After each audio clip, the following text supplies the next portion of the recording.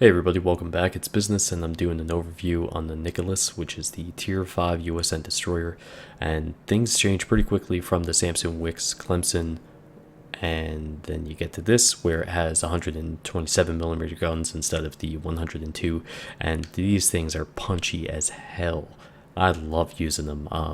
You can citadel the hell out of pretty much any cruiser that you're going to face in this thing. And, obviously, given the right angle and all that stuff. It doesn't have any upgrades for the torps, so you do have 66-second reload time, and they do 11,700 max damage, 56 knots, 5.5 kilometer range. You have the same setup as the Clemson, basically, as far as the two on each side, and the triple launchers as well. So you could definitely throw down a lot of torpedoes in a very short period of time with this. The only upgrade that is available to you is a hull upgrade. Increases some maneuverability, a lot more AA defense. You do have a bit of a boost to artillery, and just a little bit more HP as well. But the best thing about the upgrade is that you get an additional 6.4 rounds a minute, and damn, does that make a difference. Now, don't forget that I do have basic firing training on, so it is an additional 10%, so just bear that in mind. But yeah, look at that nice clean skin. Thank you, Tans, or actually I think it was AWOL Freedom, but either way, great looking ship with the upgrade, and looks a lot more modern than the ones before it. The concealment is about 6.7 kilometers, and it's fast, actually, really fast at 37 knots. So add the speed flag and, of course, the speed boost, and you can get into the 40s pretty quickly. I do run basic firing training, of course, situational awareness, last stand. I do run superintendent for the time being. I will likely go with demolition expert when I get my 4th point, and then, of course, concealment expert when I get my 5th point. And what I am considering doing with this is actually dropping Superintendent and going with Vigilance, since I'm a very aggressive anti-DD type of playstyle with this. And, if I'm hunting DDs, I really need to have as much forewarning as possible when it comes to torpedoes coming in.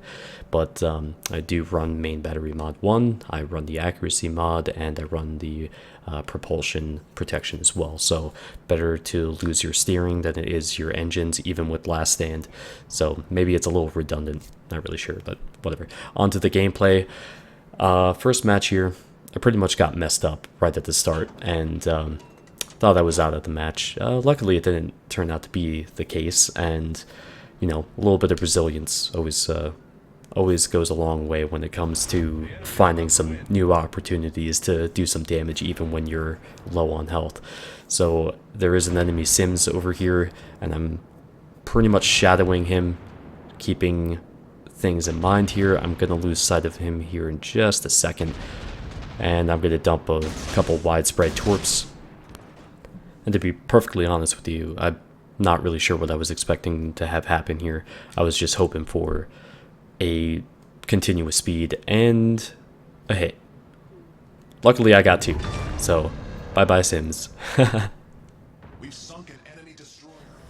So in this clip on Big Race, which is probably one of my favorite maps to play this on, just because of the fact that, even though it doesn't really have that much range, I mean, take a look at that on the minimap, that radius. It does have a pretty good sphere of influence on here, and it's also, this is a map that caters to multiple, the more torpedo launchers you have, the better off you are on this map.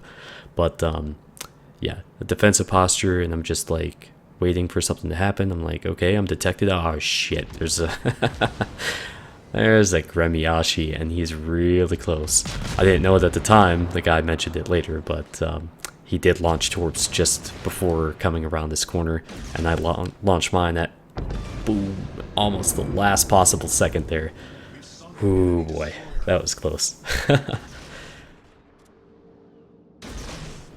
Alright, so switching over to hotspot, and we're bottom tier, of course, because that's just how it goes. And so it's a tier 7 match, and there's a Kamikaze R that's flirting with disaster here. So as am I, because that beach is far too close for my comfort, and You know me, I'm just magnetically drawn to these damn beaches. Luckily, I do split these torps just by backing up, so channeling some high-tier battleship play in my destroyers, so pretty cool. But unfortunately for this Minakaze,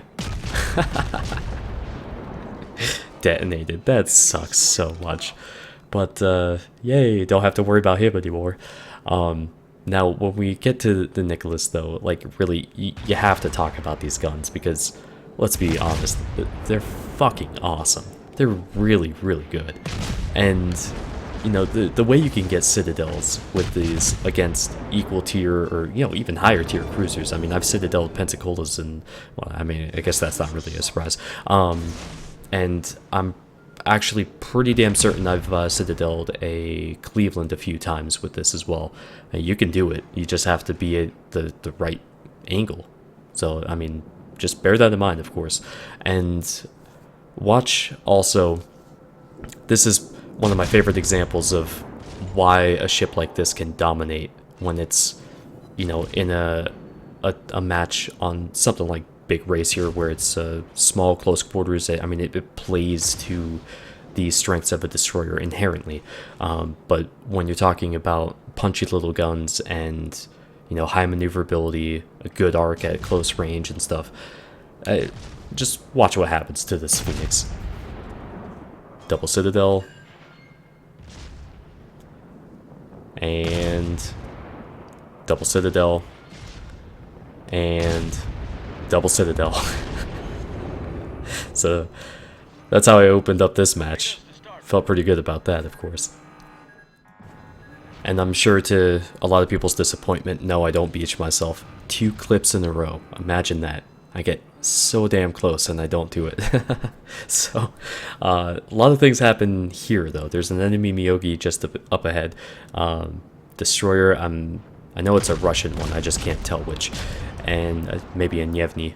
And there's a ship coming through the middle here. I decide to send off some torps and focus my attention on the Miyogi here because we have myself, Slap, and Kamikaze trying to work this guy down and see if we can get him taken care of immediately. Now, pay attention to those torps, and I'm going to go ahead and line up my run here. We've got a lot of torps coming in against this guy, and I am trying to make sure I don't get killed by my teammates here. But I open fire on the Yevny. I do get one hit on the cruiser that was in the middle, and wipe out the Miyogi at the same time while I'm engaging the Yevny. And I was really hoping for a double strike here. I couldn't get all the guns to bear on him for the whole time because I was trying to maneuver. So, trying to wrap myself around the island while not crashing into it like everybody, I'm sure, would have expected. So, pretty good results there. I mean, just that sequence of events alone, I mean, we took control of this match. Now, that's not to say that these guns, by the way, are perfect, because if you just watch this whole fight against the Omaha here, there's a lot of moments where, like, I personally thought I'd get some Citadels on him, or at least, you know, some more penetrating damage as opposed to the bounces, but, you know, the thing is, with small caliber guns, it's even more sensitive to angle than a larger shell from a cruiser or, you know, a battleship, of course. And I'm aiming exactly where I should here. I'm just not getting enough penetration to be able to damage the Citadel. So this is really one of the very few cases that I've ever had with the Nicholas that, you know, given the opportunity to Citadel an enemy ship, I didn't. And then I do switch back to HE, of course, just because I'm like, well, screw it. I'm not playing the angles well enough, and I got the kill salvo coming. Oh, no, that's somebody else's kill. Damn. Now, this clip is actually about 5-6 weeks old, and I actually still remember pretty much everything about this match. We had started and like pushed over to the west, and then saw all these ships coming over on the east and moved our way over. So it's myself, Slap, and Kami. Kami's in a Murmansk, and we've got Slap and myself in the destroyers. And I was kind of pissed off at this match because I mean we're 6.5 minutes, almost 7 minutes in, and I haven't done a damn thing as far as damage is concerned. And then I finally find a spot, pretty much post up and start raining my tiny little 127mm shells on this this poor Königsberg. And the thing about these ships is that, yeah, they do have a lengthy shell travel time, and they have a huge, like a high arc. It's pretty easy to get used to. I mean, the majority of the people that you're going to be facing in this are frankly going to be going in a straight line. Destroyers are less likely to do that. I mean, obviously I'm trying to help Slap here, but it's really not that bad. You can kind of cover that with your rate of fire, and you'll see more of that with the Farragut video, and eventually when I get another Atlanta video, because I'm definitely going to throw a few more of those up.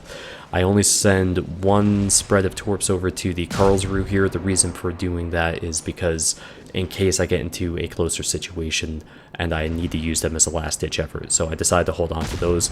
And the enemy Nicholas shows up here, and I did not expect that. Now check this out. Look at how damn close this is. Yikes. I torped the Karlsruhe, killed him, yay! So that was kind of a no-look pass to him, and I'm going after the enemy Nicholas here. Tried to seal the deal, and there we go. Alright, next target, we've got an Omaha. Alright, gonna send the first salvo off, which will be HE, and then I'm obviously switching over to AP. So, try to work the smoke here a little bit, and I was kind of concerned that he would come in and just gun me down. I really was worried that I would just die right here, because the Omaha definitely has a lot of guns, and regardless of what destroyer you're in, you really don't want to get hit. Like, if you can avoid it, by all means, try to make sure that you can. But I decided to push in a little bit, and I'm planning my attack here already. I'm bringing my ship around, point my nose more towards the battleship, so I can also bring my guns to bear on the Omaha while I'm closing distance on the battleship for a torpedo run. So I'm spotted again. Here he comes. Gonna start lighting him up with some AP. I'm just gonna switch the spectator view, give you a better shot at the actual damage in there, because it kind of sucks when you're using these ships. Because you have to lead so much, you really don't get to see the damage. But I'm just trying to annoy the battleship here to basically just walk into the torps, which, yay, he does. I gotta crack it. Alright. So in my opinion, this is basically the new Omaha at tier 5. That's kind of how I use it, and it does have a crappy detection range at 6.7 kilometers. But I mean, if you're thinking more along the lines of a gunboat with some torpedoes thrown in, I mean, you just pretty much play it the same way, and it really favors aggressive play, and I personally love it. But feel free to leave some feedback as far as your experiences with the Nicholas, and I will probably be streaming today for just a couple hours at 3 p.m. Eastern. It'll be the last stream before Sunday, since I'll be out of town this weekend. But hope to see you there, and thank you for watching, guys. Take care.